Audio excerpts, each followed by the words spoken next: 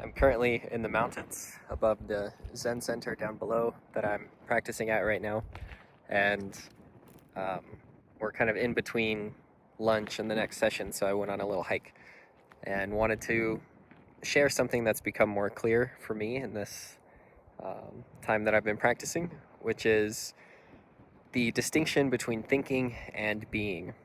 I think so many of us, myself included, spend so much of our time thinking.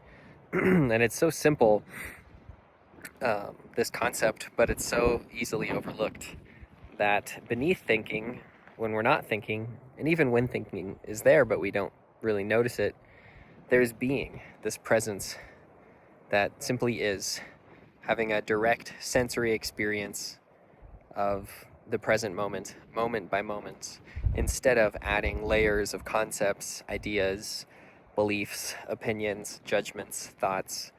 Allowing ourselves to just be, I think, is where a lot of peace and freedom is found, when we don't take those thoughts and concepts and opinions and judgments so seriously. And I think one of the things that helps me do that is this idea of emptying myself. So when I'm sitting there on the cushion and I'm thinking about, or thoughts about myself and my life come up, I try to notice it and then just let it go and just allow myself to be empty. And emptying myself of myself, thoughts about myself, thoughts about my life, about anything. Just letting those come and go. I don't have to push them away or try to suppress them, but by not grasping at them or following after them, I can let them just come and go. And as long as I'm not really chasing them or paying much interest to them, they naturally start to settle. And I allow myself to empty myself and become this empty, open presence that just is. One of the meditations in Zen is called shikantaza, which means just sitting. And that's it. You're just sitting, not doing anything else. And through just sitting and letting the thoughts settle, letting the mental processing that the mind is always doing settle and kind of get burnt out, then there's just this, just sitting. There's just sounds arising and passing, sensations ever changing, breath flowing in and out, and this awareness in which all of these exist momentarily, arising and passing. So just resting as that awareness, just sitting, not really focused on anything in particular, but just being with everything and allowing everything to be as it is. I think it's a wonderful practice, and through it there becomes a lot of clarity about how illusory the thinking mind is, all the opinions and judgments and thoughts and concepts and beliefs. It's all just thought, it's all just mental stuff, and it's not the reality of life in this moment.